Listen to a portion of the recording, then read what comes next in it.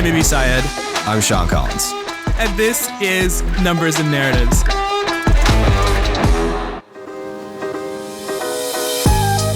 Hey, thanks so much for coming on. Ibi, Mike is like the most interesting man in the world. Oh, say more. He was like a professional fighter,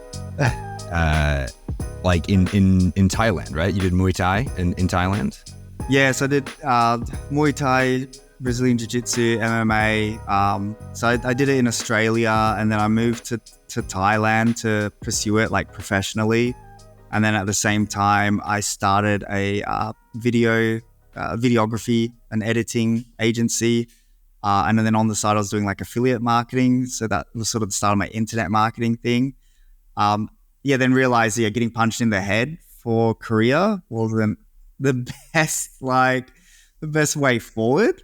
And then I was like, all right, I got to do something online, start drop shipping. And then I went into Amazon, and then I became like the anal bleach king and was selling like butt bleach like crazy on Amazon, like from zero to the moon. Mike, do you want to give us a brief intro first off as to what you do, what No Limit Email is, and how you and Sean know each other? Yeah, so try and make it quick. I started out in e-commerce, I believe about 7 years ago. Started out in basically selling on Amazon myself and getting my experience there, and then becoming an Amazon consultant. After a few years in that, we built out an email marketing agency. So it's not really just an email marketing agency. We like to call it a retention agency because we're trying to use all the channels that are involved with retention marketing in the traditional sense. So email, SMS, direct mail, subscription programs, membership programs, all those sort of things. In our first year of business, Sean was actually our first email strategist to ever work with us. He was amazing. So I remember when he came on, in our early days, honestly, we didn't know what we were doing with email marketing. We did a bunch of courses and we were just like, let's just start, practicing this. Let's start actually working with clients and just figuring out and failing forward as we go. And then I remember the first time Sean came on, he actually asked us a question. He's like, where's the QA, or like, who's the QA? And I just remember my wife and I being like, what's a QA?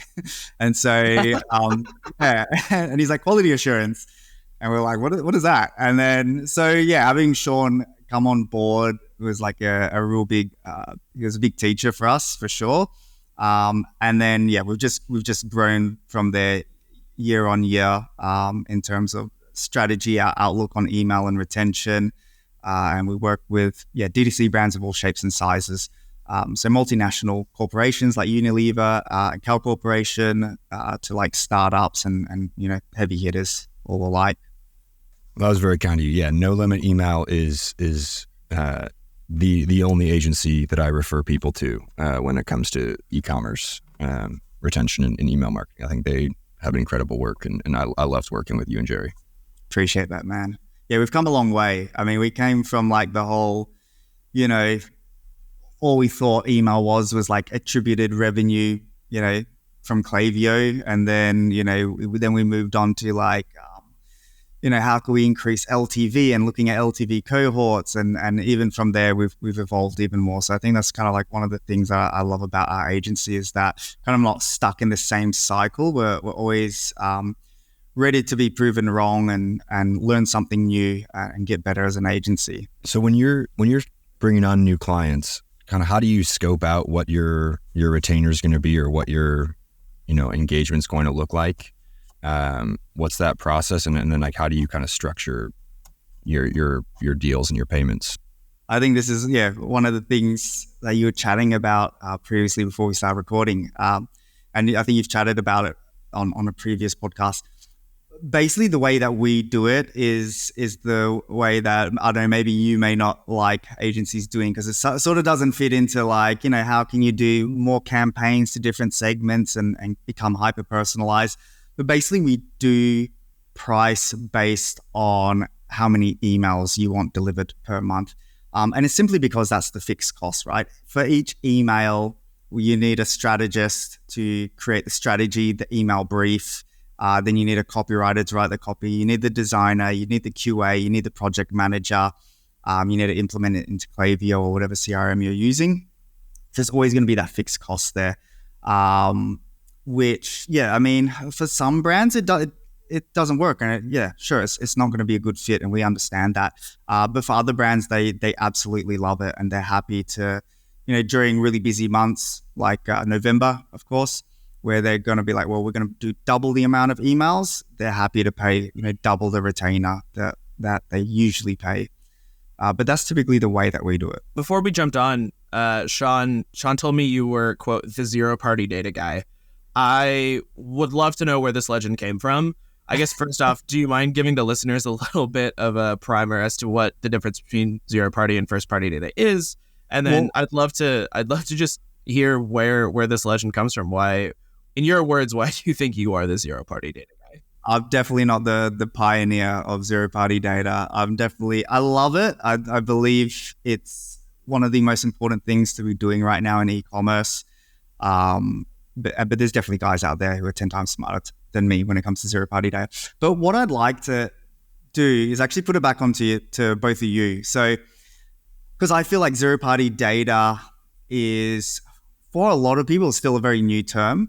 And even when I'm chatting to brands, it's like I'm having to be very consultative and educate them on this is zero-party data and this is why it's important. And I feel like it hasn't become very important for a lot of brands because it's not a big pain point at the moment.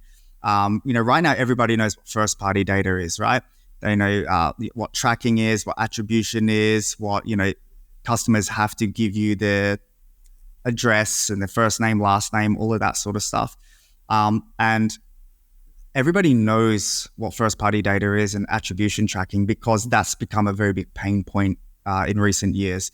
Triple Whale is huge. Lifetime. There's so many of them out there right now. Beacon.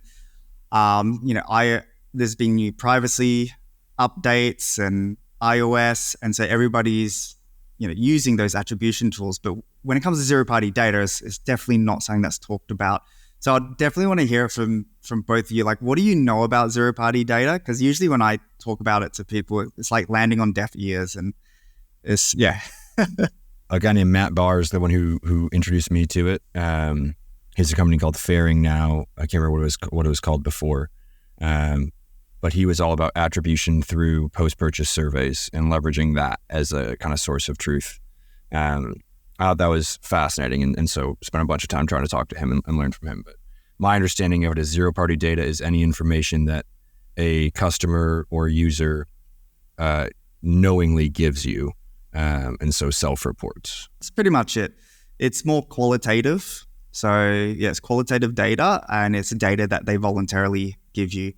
It's interesting that you bring up post-party survey data because a lot of people, they know zero-party data through using post-purchase surveys or through like a product quiz maybe, but not in the way that we typically use it. Most people don't do it. So the way that we use it is we use it during the main pop-up, right? It's that initial pop-up that people get when they hit your website. And it's like, hey, do you want 10% off? Give us your email address. And then we want to follow up and ask them some questions. The issue with like a post-purchase survey is the amount of data you're able to collect is very small in terms of like the volume per month, right? So think about how many people see the pop-up and how many people sign up. 100 people sign up. And then after 100 people sign up, straight away, only 50% of people actually open your emails. And then how many of those people actually go and purchase? Let's just say 2%. After those 2% purchase, you send them an email for a post-purchase survey. Only 50% of those people open that email. And then out of, that tiny smidgen of, maybe it's like one person now, how many people are going to actually fill out the survey? And then after they fill out that survey, all you're really getting is like a correlation of answers of people who are willing to give a post-purchase survey, where when you have the pop-up, you're getting all traffic sources. It's the moment of high intent for a customer where they're basically saying, I want a 10% off discount code, and I'm willing to exchange my email for that. So they're already saying that they're probably in the buying cycle. And then that's the best time to be then collecting zero-party data, because you can also then influence a purchase. Where post-purchase survey is post-intent, we get in the pop-up, that's pre-intent. So you're collecting data from prospects, and then, of course, they're going to turn into customers. So there's a wider variety of data that you're collecting also. So you can actually figure out, is there something that matters to prospects and they're not buying, and it's because of this particular reason, whatever they answered. Typically, what we want to ask when it comes to zero-party data is the main two questions that we want to ask is, what are you interested in, or what are your goals, right? So there's going to be a product-related question, because now we know, okay, this is the product they should be interested in, or these are the benefits they're looking for, so these are the products we should be showing them. The second most important question is, what matters to you most? So people buying supplements, what matters to them most? Some people is the consistency, of the milkshake, so it doesn't have like chunky bits. For some people, it's just taste. They're like, man, I just want a good tasting protein shake. I don't give a fuck about anything else. They've all got the same protein, like grams in them. I don't care. So there's different things that matter to different people when they're buying certain products. And we need to know what that is. One, so we have some sales context. They're at a moment of very high intent where they're about to buy. So we want to make a good sales argument straight after they go through the pop-up, give them a personalized email. The other thing is that we also want to connect that qualitative data to quantitative data. So something interesting that, for an example, what we did is we were working with a honey brand. And one of the questions was, the second question was, who are you buying for? And it was buying for myself, it was buying as a gift, buying for my child or kid. And then there was a fourth option. I can't even remember what it was. What we found out is that a very, very large number of people were actually buying for their kids. They weren't buying honey for themselves. So the first questions, by the way, was like, I'm buying it because I have a cough or sore throat, or I'm using it for cooking or whatever. And then we found out that most people were buying it for the kids who had a cough or a cold. We notice once we link it to the quantitative data, so we track people after they give us the answers.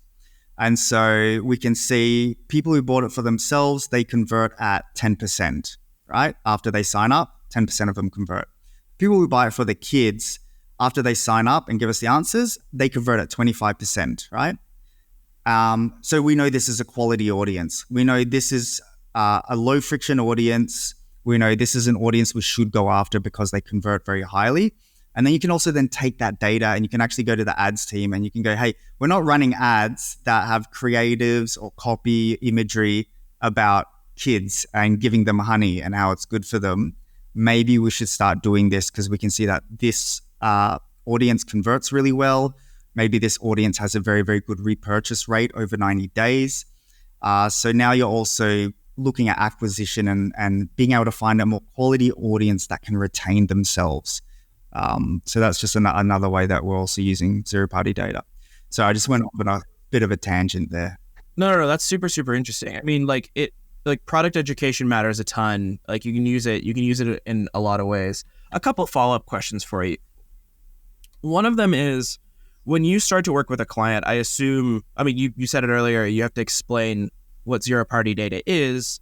How do you go about designing an effective survey? The reason I ask this is because my previous background, I used to work for Peloton, and I remember we had a couple different tries with this. A lot of times people, when you give them the option to self-report, they self-report maybe a little bit more than what's actually in the data, right? If you ask somebody, hey, how often do you work out? It doesn't always match up with the information that you have afterward about how many workouts they actually do, right? Yeah. Like it's a little bit extra. So what kind of data sources do you use to try to create an effective survey? I'll stop there. Yeah, so it's obviously going to be asking the right questions, and all we really care about is what questions should we ask that can help influence the sale. right? So that's why we will always ask, what is your goal or what matters to you most? What is your goal or what are you interested in? So interested in could be like someone coming to a clothing store and they just want to buy shirts, but there's shirts, jeans, underwear. So they're just like, just shirts. I'm interested in shirts, right? And then what matters to you most, of course, is going to help you make the sale, because it could be a multitude of things. It could be guarantee, it could be price, as I said, taste, quality. Sometimes what we want to ask them, so it can be different for different brands. So usually after we ask, what's your goal for certain brands, we'll ask, what's it primarily for? So someone could say, my goal is to lose weight, right? There's a lot of different reasons why somebody wants to lose weight. It could be they want to get shredded and, look great on the beach. It could be for health reasons. It could be blood pressure, diabetes, whatever. So that can also be an important follow-up question. There are obviously going to be a lot of questions, just like you said, where they may be a little bit off base with their answers. Like how often do you engage in this activity? Or when are you looking to purchase, right? Is it a week? Is it a Fair month? enough. Everything like that. We know that's not always going to give solid data. Yeah, but do you ever look at, interestingly, one sort of thought I had was, do you ever look at like the data that people give in like reviews? So when they review a product, so when you went back to talk about, some people care about taste, some people care about chunkiness. Does that ever sort of like help infer what to ask in those surveys? Yeah, so it can help you like build out that survey to figure out what you want to ask, because you do want to have options. You don't want it just to be like open, like they can say whatever they want. You want to give them some options, make it easy. You can change it on a quarterly basis also. But yeah, initially, we can look at reviews and then figure out. So we do review mining before working with any brand. We use this huge sheet with chat GPT, and it absolutely kills. It's before we used to do it manually, and that was like hours of work, and we're just like, there has to be a way more efficient way to do this. Yeah, I was just saying, I remember when we were working together, that was like a big part of the intake and kind of pre-launch strategy was we went through reviews on every platform. We went through comments. We went through like everything to try and figure out pain points, to try and figure out how they describe pain points, how they describe success. Like that was the closest I feel like I've been to working with someone who thought about things in like the jobs to be done kind of world of like, how would you describe what success looks like? And I remember hearing that from you guys. Yeah, absolutely. And that's the other thing also about reviews, and why you can't go solely off of reviews is like, okay, this is your customer avatar. This is, what people like or dislike, because once again, just like post-purchase surveys, reviews are also, it's just a correlation of answers of people who are likely to give a review, right? So, you're capturing data. It's a bit dirty data because it's people who like to give reviews, where the pop-up is a lot more cleaner in terms of a value exchange. It's like, I want to purchase, here's some answers.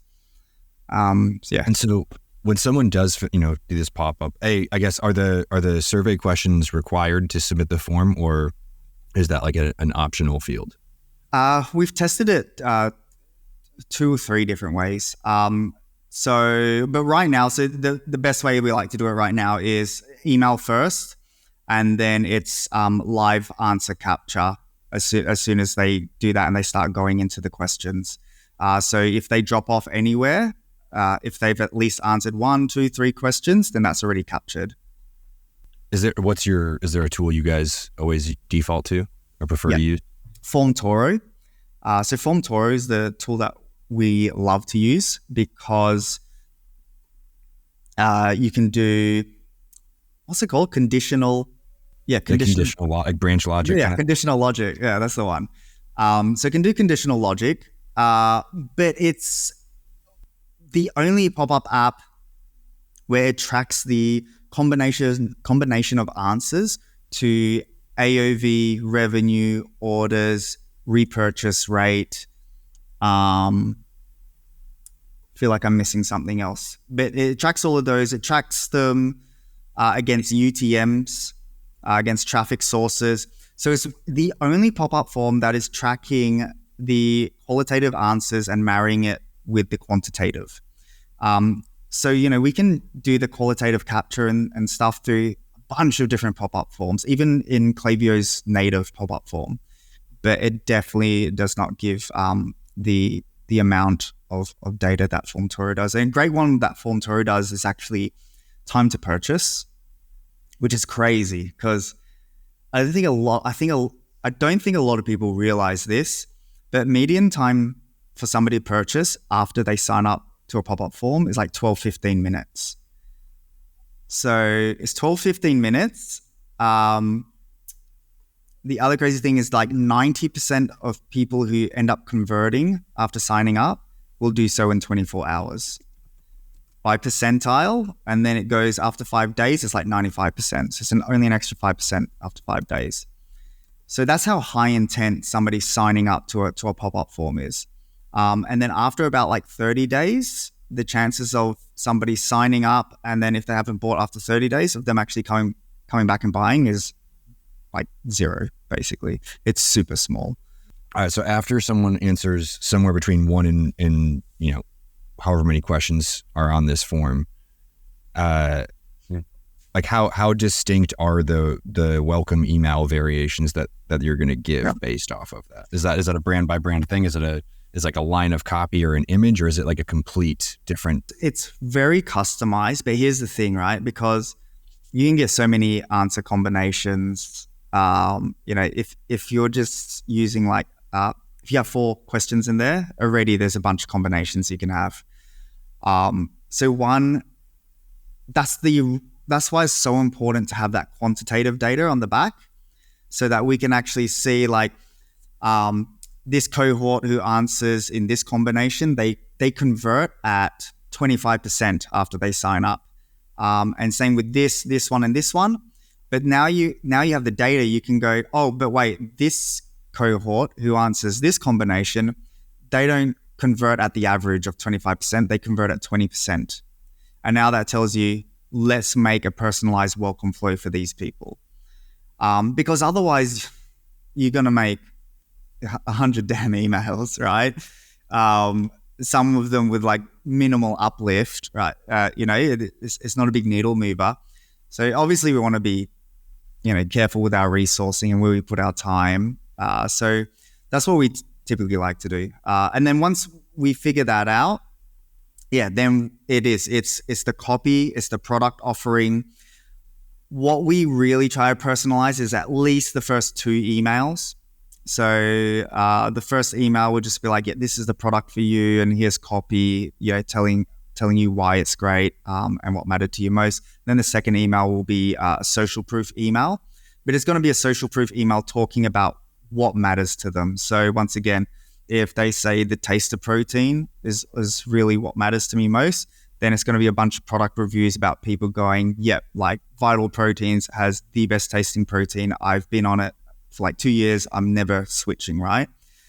So that's how the personalization goes. Otherwise, you'll be personalizing for days. All right. That's fantastic. I appreciate that. I want to pivot a little bit. You posted something on LinkedIn yesterday or the day before that got me really stoked. You said something along the lines of e-commerce brands could learn a lot from SaaS, or could emulate a lot from SaaS. I can't remember exactly how you phrased it, but what was sort of the spark that inspired that thought, and what are you doing to kind of explore how to do that? Yeah, actually, wait. But also would love. I haven't seen this post. Would love a brief explainer as to what it was. Yeah. So I don't want to steal anyone's idea, but it wasn't originally my idea. It was actually our lead strategist, our general manager. He wrote about this maybe 6 months ago or something, and I read it ages ago. And then this week or the other week, I was like, I'm going to make a post about that because it's really brilliant.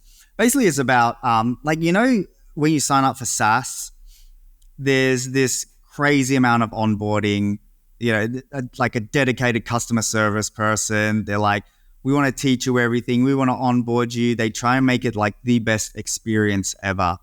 And they do that because one, they want you to use, you got to use the software, because if you don't use it, you're going to cancel that subscription. And two, they want you to be successful with the software. Because once again, if you're not successful with it, you're going to cancel it, or you're just going to try and find a cheaper option. And so we were just like basically talking about how e-commerce can really learn from that. Like a lot of e-commerce brands, it's like you buy the product and at most they just send you a thank you email. And then before you know it, they're trying to upsell you on another product. They're not putting in too much like product adoption or product education, or trying to help create habits so you use the product. So once again, they're not trying to help you use the product or be successful with the product, which really is going to help with retention rates in the end, right? So it's definitely, it's this huge chasm that you can see, and I'm sure you've both signed up to Billings of software, right? Yeah. I mean, that's super, super interesting. Sean, I mean, this works for, I'm more interested in hearing your thought about this, but obviously for us, both internally at Coterra and some of the B2B brands we work with, trying to understand where the customer is in that customer journey, and then figuring out, hey, how much do they understand about our product? What else from a knowledge perspective do we have to give them to have them really internalize the full value of what we're providing?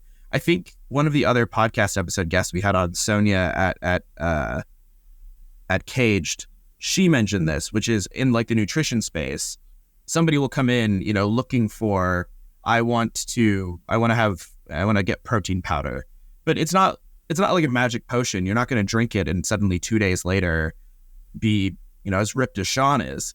It's going to take a while.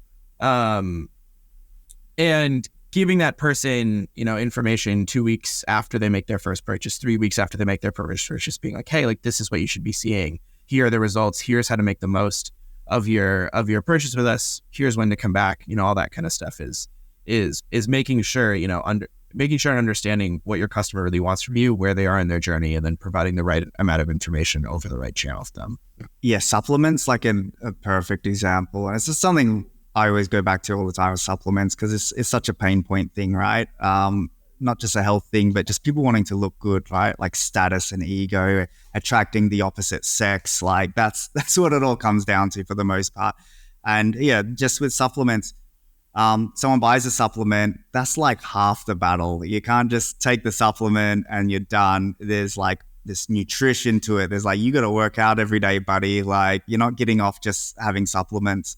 And yeah, we've had supplement brands come to us, and yeah, they have these great things where they actually have like a free consult call. Then they also they upsell them into a nutrition plan, because they know, like, if they take our supplements and we can get them on a nutrition plan, and we can get them like a little bit of a coach or one-on-one call, then the chances of them like getting results 10 times, and then they're going to come back and buy our products again, right? So yeah, that absolutely makes sense. Yeah, I mean, that's like what we were talking about with Amit the other week, right? It'd be like, and that episode hasn't posted yet, but by the time this one does, I guess that one will have. But it's so on the e-commerce side, retention is so much about the activities you and the touch points you have between the natural purchasing cycle. Like we know that people are more likely to open an email when they're high intent and likely to buy. But how can you give them the motivation and interest in opening your emails in between those purchases, right? Like if it's a supplement, I love supplement brands as an example, because that's one that has a pretty predictable use case. It should have a pretty high repeat purchase rate. And so I think you can almost treat supplements inherently more like a SaaS, where it is by default, the base usage is a subscription, whether you subscribe or not. You're not going to be changing products all the time. Mm-hmm. Trying to find one solution that you can just plug into your life and make, part of it. Whereas something like fashion, I think is a tougher one. Like you don't need brand loyalty. everyone has closets full of a bunch of different brands. Very few people have 10 different protein brands that they're rotating between. No. And so supplements is a great example of like, okay, how do we build brand affinity? How do we develop those routine touch points to make us be that trusted resource, whether it's, can you add in fitness plans that they can get, or you're saying coaching and consulting? Are there nutrition courses that you have? How do you showcase inspiration so people feel part of a community? I remember one of the brands we worked on, I don't know if we're supposed to say names or not, so I won't, and you can say it if you want to, but we worked on a jump rope brand back in the day. And they had an app that they got so that on top of getting the rope, which was their main product, they had workouts for you so that you were successful with their product.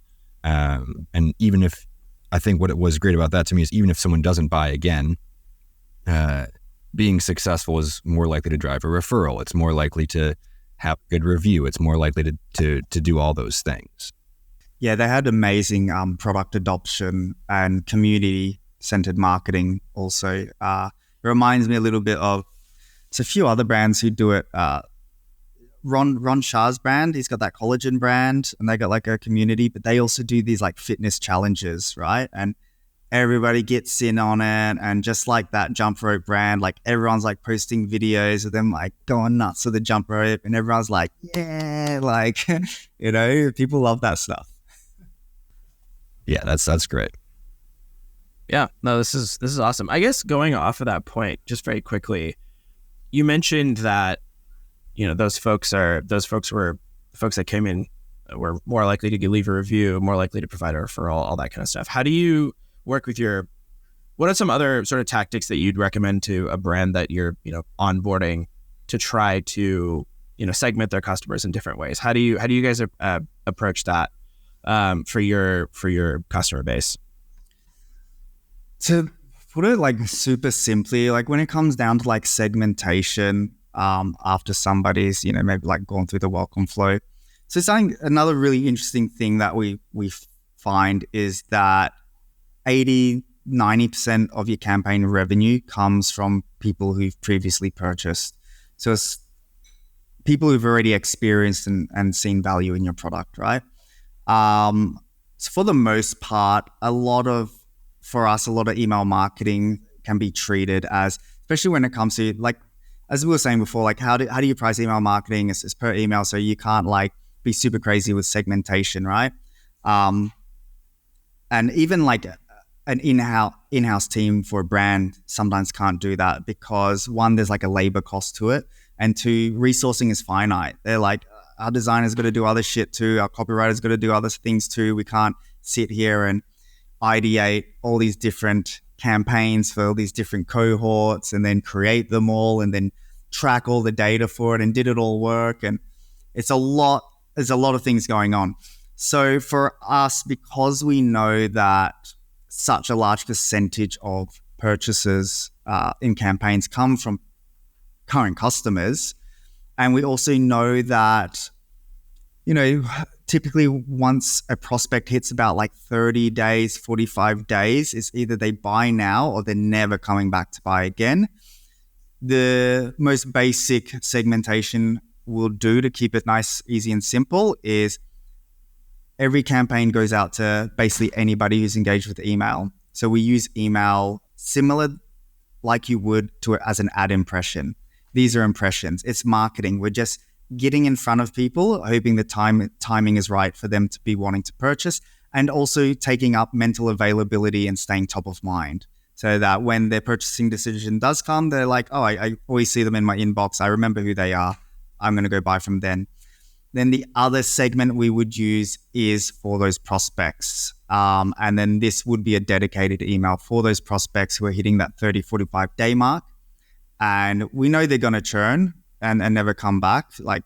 So we might as well give them a very good deal because, otherwise what's the point? The brand's paid to acquire this person to get them on the list. They've sent the traffic there, sign up for the list. It's either we convert them now, get product into hand, and then hopefully that becomes a repeat buyer. Because at least once product is in hand, somebody has that chance to see the value in the product, experience it. If hopefully they like it, and then they make the decision to become a repeat buyer. But yeah, if you're not getting product into hands, then what the hell are you doing?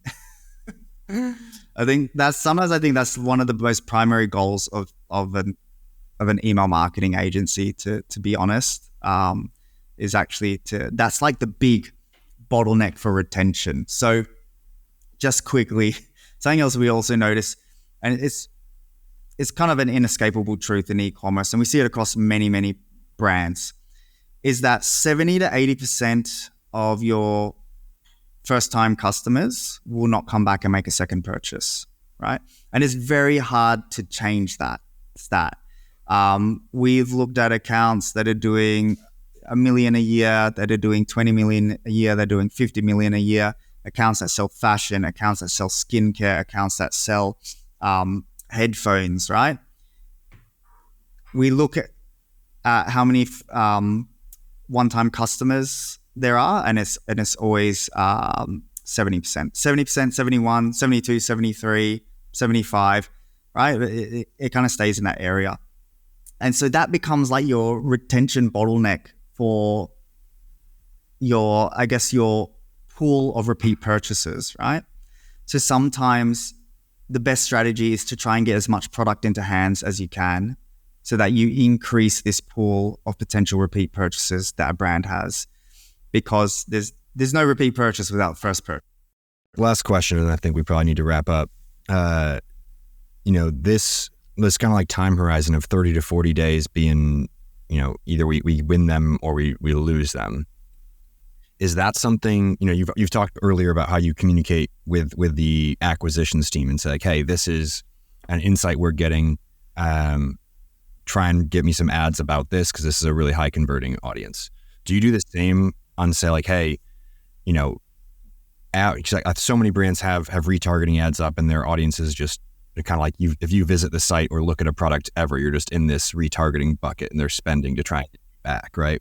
So do you do the same thing and say, like, hey, let's make a segment of people who visited 30 days ago and or even take that segment directly from Klaviyo and push it in as a custom audience and like exclude that from retargeting ads? Or do you talk to them about that at all, or?